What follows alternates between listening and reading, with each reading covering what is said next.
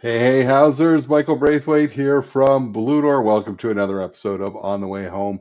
We have a very special guest today. Some of my favorite guests are what we call lived experts, and that is someone who has lived or experienced poverty or homelessness and is really courageous in sharing with, allows us to see it through the eyes of someone who has lived it, uh, and kind of remember that nothing for us without us. So having the voices of lived experts or lived people with lived experience or living um, the experience is so important as we push forward and try and push past the challenges that we face right now in the housing crisis and the homelessness crisis. Before we get to that, let me just tell you quickly, this podcast is brought to you by the good folks at Blue Door.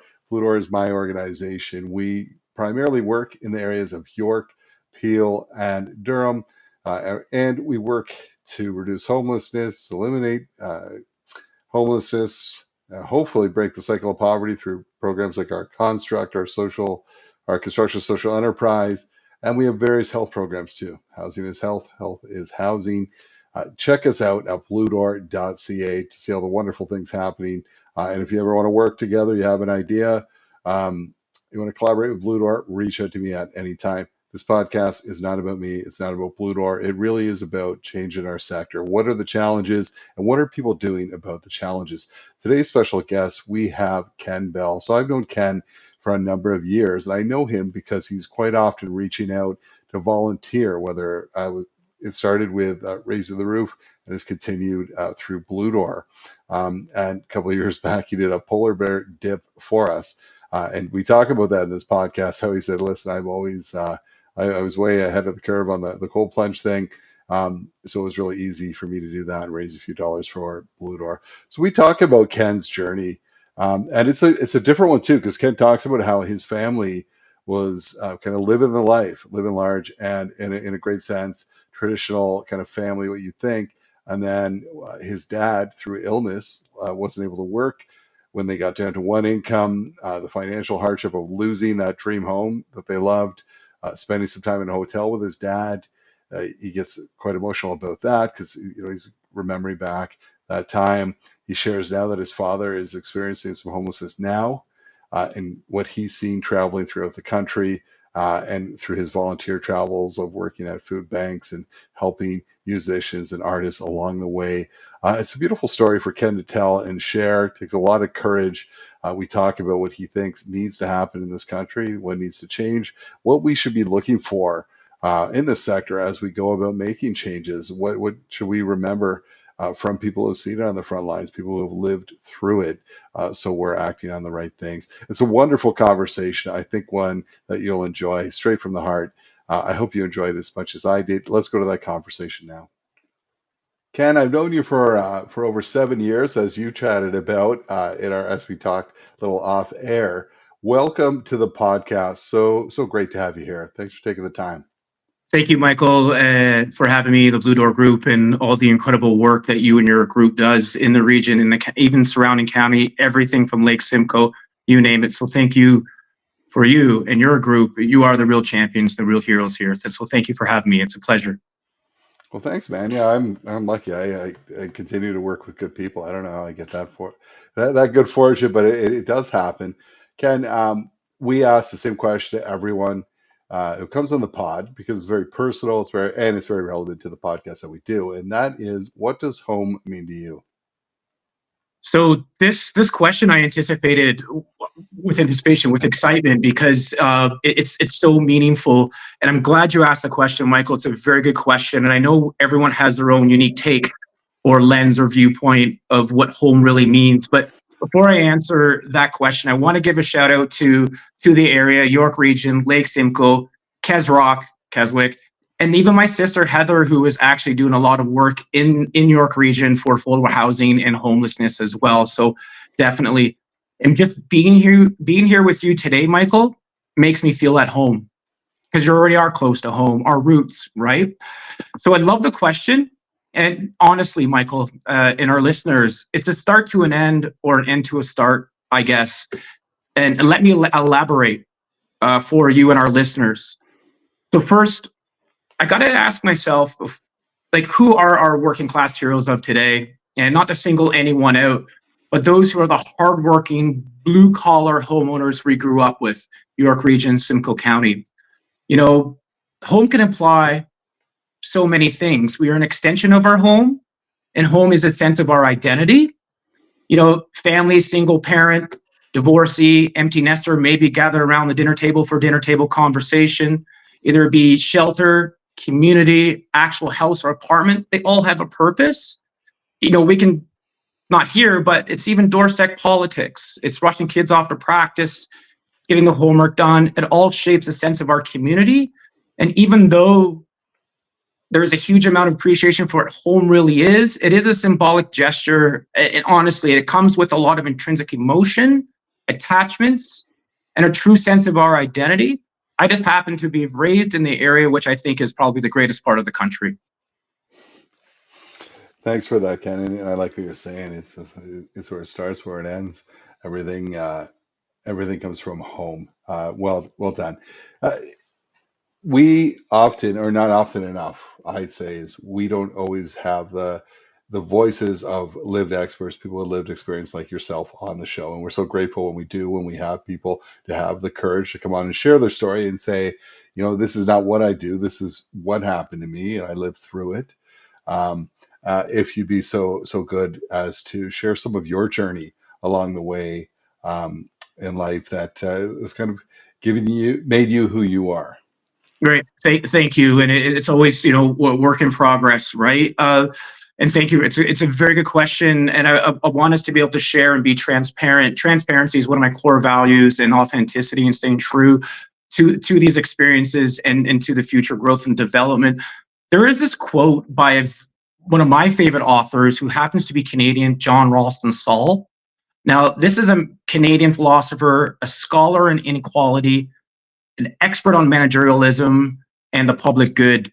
Michael, he says, the borders within which you are born will determine your life. There is so much truth and merit to his findings, and I'm happy to share that with you. And, I put a lot of thought into this, 47 going on 50. A lot of my family and friends will say, you're still like that 27 or 21 or 17-year-old, maybe that 14 or 10-year-old running around the area in Lake Simcoe. But like many of you, we were raised middle class, blue collar. Dad was in manufacturing. Mom was a nurse in York Region. Back in those days, it was called York County Hospital before they named it South Lake. We had a dual household income with mom and dad. Dad was stricken with multiple sclerosis, just right around the time my parents had made the leap into their dream home in Sharon, the village of Sharon, if you're familiar with it. So I was raised in Georgina and Bradford. I call them both home. Stops in Sharon, Newmarket, of course, and the surrounding Lake Simcoe area. Like a lot of people who were brought up in these areas, there was a lot of street hockey, a lot of tree climbing, a lot of forts, a lot of just cookie cutter homes, right? But people just living in these homes. And even though we were in some kind of generic subdivision dystopia, we still had a sense of community and home. And then it kind of all started to shift dramatically. And I now have a lot of years of experience through my own lived hardship, through all my work in Toronto, Vancouver, and Calgary, volunteering in so many communities, that I get it now. I get it now. And I look back and I reflect on really what was going on when these two blue eyes were still, and still are, naive. They just have a little more wisdom behind it. I used to have hair. It'd probably be really gray right now if I did. But, there was a time where, we lost the dream home. We did. It was an extremely difficult time for our family. There was a lot of moving parts, a lot of elements beyond our control.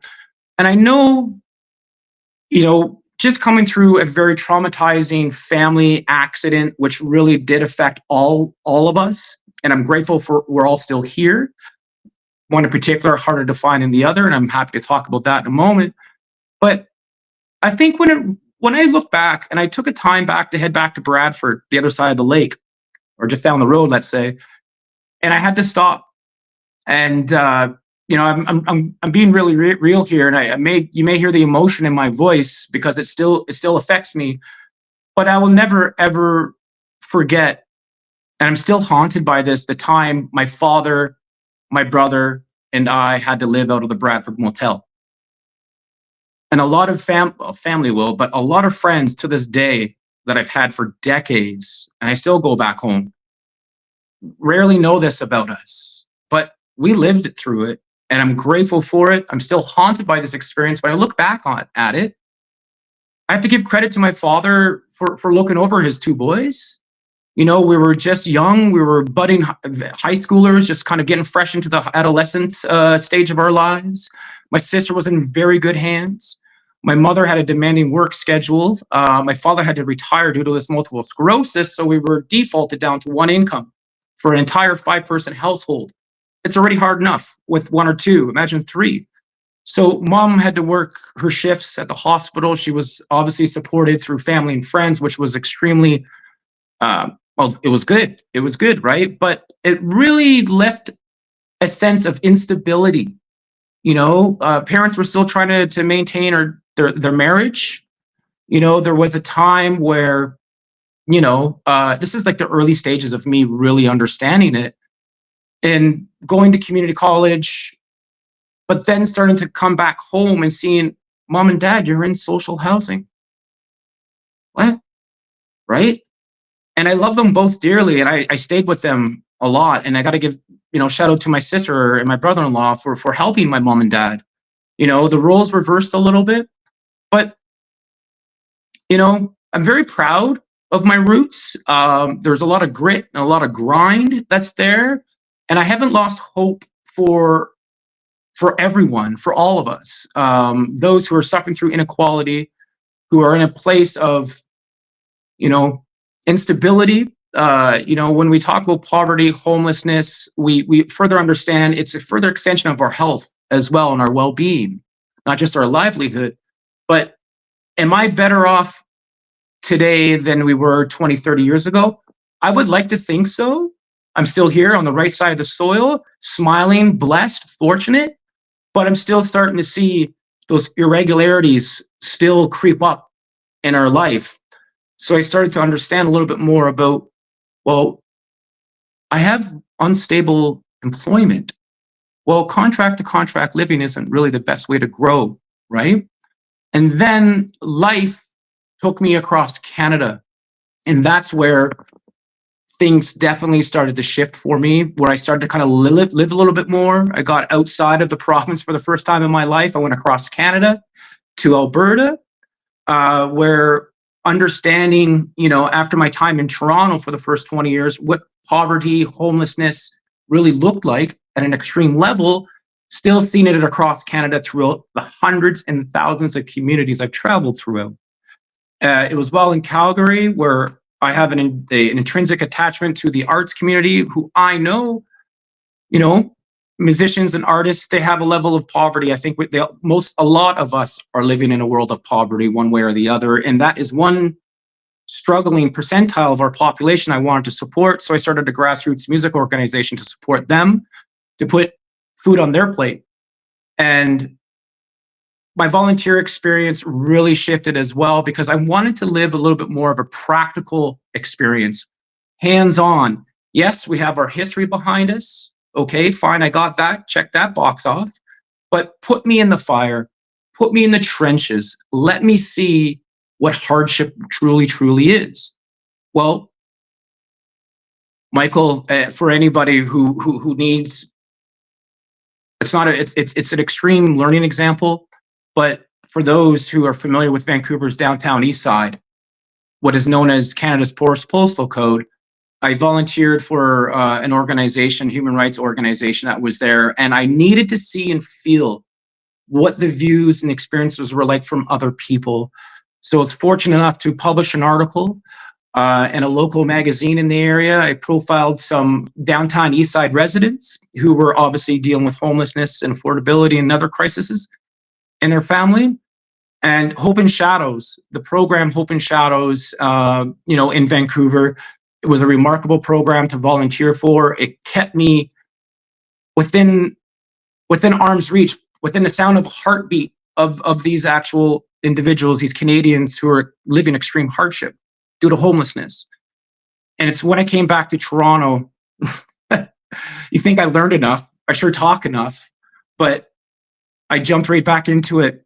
After going across Canada with the foundation, I came right back home to Toronto, and I dove right into as a volunteer. I'm so grateful for the people that gave me the opportunity to spend hundreds of hours at the Daily Bread Food Bank on New Toronto Street in South Etobicoke, to really understand again, to get on the floor in the pantry, to speak to the men and women, the single mothers who had children walking through the pantry, and I'm still going at it. We're still finding ways to support one another. I reach out to a lot of other people reach out to me, and I welcome that, because I want everybody to know that they're not alone, that housing, homelessness, inequality, poverty is as old as the biblical times, and now we're just starting to shift gears.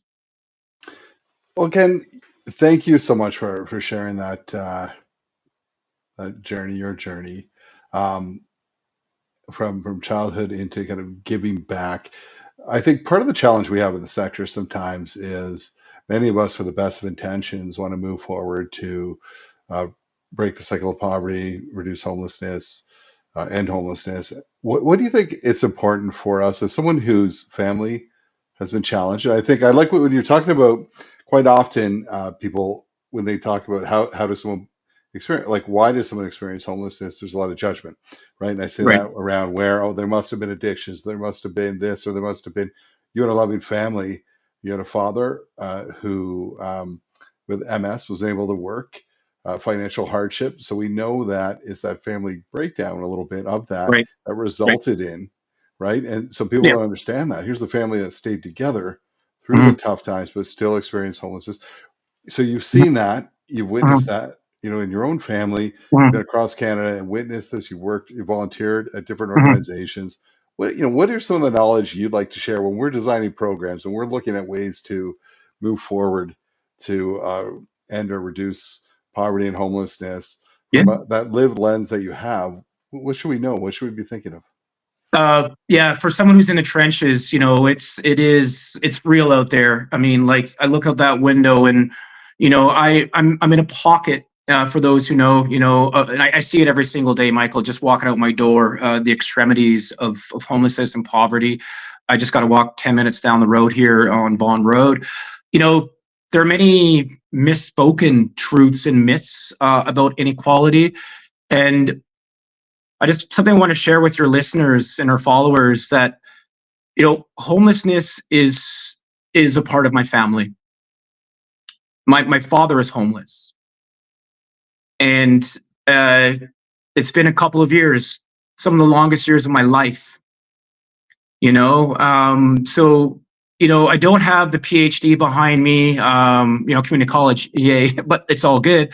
A lot of learning, a lot of lived examples, and learning, I think, through real life. What nature has to offer. I want to be able to nurture what is being given to me. What do we need to do? How do we get there? What is it actually like? I think it's a question we all need to ask ourselves, because there definitely are a lot of again, myths, some false truths that are out there, and misconceptions, because most people see poor for poor. They see homeless for homeless. They see it for what it is, but they don't know the story behind the man or the woman who is panhandling. They don't know why Gary's walking through the bread line at the food bank every single Monday. The affordability issue is a big thing. I mean, there are a ton of things. As a nation, Canada is in a decline. And this is the hard part. We have an aging population. Immigration is helping. It does play a dual role. It's going to add to the economy, but where are we going? It's Canada is one of the lowest, if not the lowest, housing supply per capita in the G7 nation, brother sisterhood. That blows my mind. York region is huge. over 1,700 square kilometers. Peel region, 1,300. Halton, almost at 1,000. Across the pond from you in Simcoe County, the largest, almost 5,000 square kilometers. That blows my mind. In Keswick, Georgina, according to Realtor.ca, you have to have about $750,000 to afford a home. And honestly, there are municipalities that will benefit from the federal government's Housing Accelerator Fund, okay, rather than the friction that is being caused at the provincial and their federal level. That needs to stop the politics, right? And yeah, I mean, if I hear you, you're saying like and we've heard this, that all government levels have to work together, right? yes, sir. Nothing's going to happen if the feds give the province dollars and they're not on board, right? So I hear you there. You all often, when you and I have talked, you've talked about what role inequality plays as well. Do you want to speak to that a little bit? Absolutely. There's within province and within country inequality. The first one, and this is like where we suddenly, not all of us, but some forgot, the pandemic was not too long ago, where everybody preached the power about frontline workers. Where's that conversation, right? And what I mean is like low wages, number one. So what are our contributing factors to inequality within the country and province? Low wages. These earnings were stagnant for the lower and middle class for decades. And we're talking frontline workers. We have racial and gender inequality. We have a significant problem with distribution of wealth or income distribution. Our debt to income ratio, credit card debt, hello, like who else wants to get in line with me, right? Affordable housing, homelessness. I go out the door here in Toronto and you can't breathe a moment without spending $10, right? So I don't have this problem, but there is a material necessity problem, consumerism. So I'm thinking about all the things that lead to some level of discourse. Obviously the migration of populations as they're taking that Toronto life, going to Georgina, blossoming the community. But with that comes wants and needs. And I look at the quality of life. I look at the quality of education and food scarcity. So there's about 15 key criteria that touches everybody's doorbell, if you know what I mean. I do know what you mean. So let's look forward, Ken. Yeah. You're a good example of walking the talk. What are some of the things you've done to make change happen? Absolutely. So what can I do as a regular Joe who puts his pants on like everybody else, one leg at a time? If you can jump in your pants, you honestly should have a reality show. That's some mad skills. I get to take, you want to be able to walk the walk and talk the talk. And there's definitely more parading and showcasing than there are shovels in the ground, right? So some of the things that I can do, that anybody can do, and they should ask themselves that question: what can I do to help lift my brother, my sister, my father, my neighbor, my colleague? What can I do to lift them? So very minimal, right? Something that I was so fortunate to do, again, to kind of reintroduce myself to your group, was the polar bear dip. I did my own polar bear dip. Big fan of cold plunges well before they became popular. And that was a remarkable opportunity for me to kind of get back into the ring again. I love fundraising. I've done it for so many organizations and so many groups. It just intrinsically makes me feel that we're contributing. There are other initiatives that I would do with certain organizations that will allow, like the Kenn, we need you, get out there, please just do some fundraising. If it's through 50-50 programs, if it's through consumer engagement or engagement with the public, I want to be there to be a voice of reason, but a man of action, right? And that's just what it is, because I cannot come here to you to say, hey, pom, pom, pom, pom, without having something for me that's not a soapbox to stand on, because frankly, I want to be able to do more. When we were in Calgary a few years ago, I started a music organization that was focused strictly on paying musicians. That was a lot of fun. It gave me a chance to, again, contribute. There's other initiatives in and around Toronto, York region. Your group does a fantastic job every single year, you know. So I want to be able to get more involved, but I think now at this point, it's a matter of, I think all Ontarians and Canadians for that matter need to be a little more lenient, maybe speak a little louder, maybe do the right actions, reach out to their members of parliament or provincial parliament, maybe their local municipal council. And it's not just me, it's not just you, but it's everybody else that's out here that really needs to add to the voice that's been here for so many years, but now it's becoming a political item. And here we are heading into an election year. And if I know, and believe me, Michael, I know you know this, and I know your listeners know this, every single political party in Canada has the opportunity and the power to lift Canadians out of poverty. But it's us here on the front lines doing the grunt work, and we just need to see more of it. And if we can have more collaboration, more organizing at the community level, municipalities, you know, there's so much more we can do. I'm always about big ideas, and I'm always thinking about a new one. I don't have one yet, but it will come to me. No doubt, buddy. No doubt. Listen, if people want to find out what you're up to, what you're doing, Yes. what's going on, where can they find you? Yes, thank you. Let's continue the discussion. I think we all need to continue our this discussion in general. Specifically, people can find me. They can reach out to me. I'm an open door. You can find me on LinkedIn. Kenn D Bell. Kenn with 2 N's. D Bell with 2 L's. It's quite easy to find me, and reach out to me through the organization. Maybe you know Michael, and Michael can call me and say, hey, Michael, Kenn, get in touch with this person. But I'm here to help. I want us all to do better. And I really think that we all have that ability. So please reach out. Awesome, Kenn. Thank you so much for the courage to share your story. Thank you for all you do, for living that. If it's going to be, it's up to me. Kind of, you do it, man. You're doing it. You're helping others. You're seeing it. You're keeping it real. And thanks for giving us some real insight as to what you've seen along the way, what needs to change. I so appreciate you. Keep doing what you're doing. Blue Door is so grateful for the work you do for us, and as is our sector. If every Canadian acted like a Kenn Bell, it'd be a beautiful place to live. Thank you so much, my friend. You're a beautiful soul. Thank you, everyone. Thank you, Michael, for having me here.